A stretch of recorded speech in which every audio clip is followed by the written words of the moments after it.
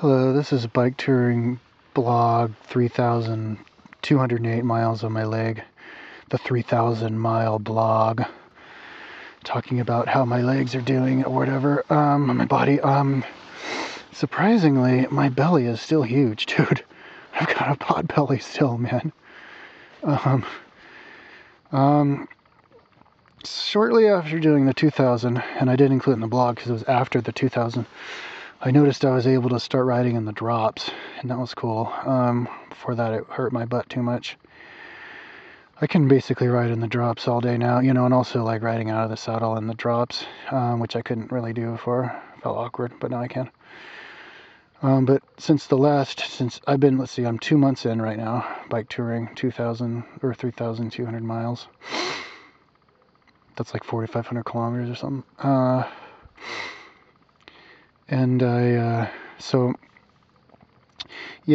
My leg speed I noticed was really high like a couple weeks ago or whatever on my way into Belgrade. But then I spent 4 nights in Belgrade, and and then I had like a couple 100-mile days or whatever.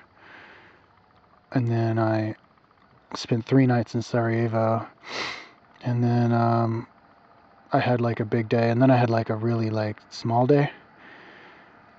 And then I had a couple of big days, and then I took a day off in Pristina, and then I stayed 3 nights in Skopje. So that was like a pretty easy day, and then 2 full days off, and then I had today, which is a big day. So from like a training standpoint point of view, I'm definitely under riding, I'm not riding as much as I should if I wanted to like get strong fast, but because I'm also traveling, it's not all about training, but I don't really know about my leg speed that much, really, since in the last couple of weeks, but I definitely do have better leg speed than I did before. But I think after 2,000 miles, although it's kind of hard to tell.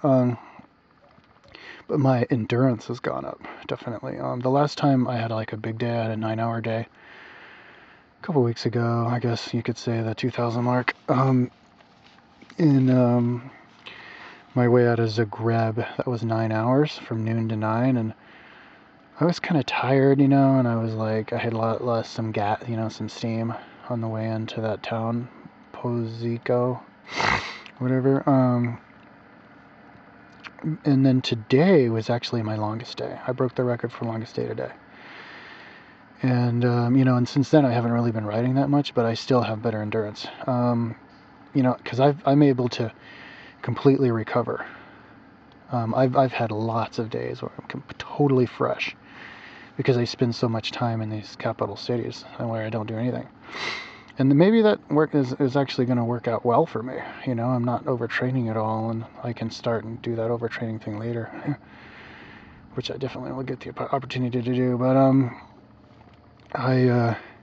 but my endurance was good today. I got up, started riding at 8:35 today, which is my second earliest day. My earliest was 8:30 in Poland. Although I was underslept because I was up, drinking beers with the people in the hostel until midnight. And then I didn't actually get to sleep until like 3 or something. So, I had like 6 hours of laying in bed and then like 3 hours of actual sleep. But, I had a couple cups of coffee and then I was okay. But yeah, today I rode like, 12, let's see, I rode until about 9, so 12 and a half hours. But that's with like 2 hours of, fucking around on my flats. I got a couple of flats, and the first one was complicated. So, but I had gas. I still had energy, and I felt good the whole day, and I didn't even, stop to eat. I just ate. What did I eat today? Not all that much, and, I feel good. So I think my endurance is going up and is getting better. But yeah, I think I still am muscular. I still have a belly. It's just so, yeah, after 3,000 miles, it's kind of weird. So maybe after 4,000 miles, I'll have less of a belly. I did flex and look in the mirror when I was in Pristina, and my abs did come out more, and my ribs came out more. So, I guess I'm just losing fat, but it's just the last place to go is the belly. But yeah, I still have that after 3,000 miles. I'm at 3,208 because I guess I didn't look at my odometer, so I'll be doing 4,000 pretty damn soon. And by then, you know, we'll see. I think my endurance is going to start going up soon. That's my prediction. Where I can start riding, like, and hopefully start getting up earlier, you know, and then ride 12 hours a day from like 8:30 in the morning to 8:30 at night type of a thing.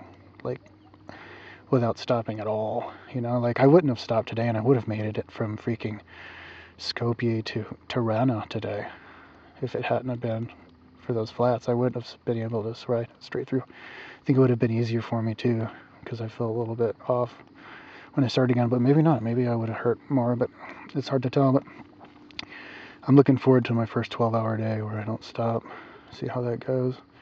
But anyways, I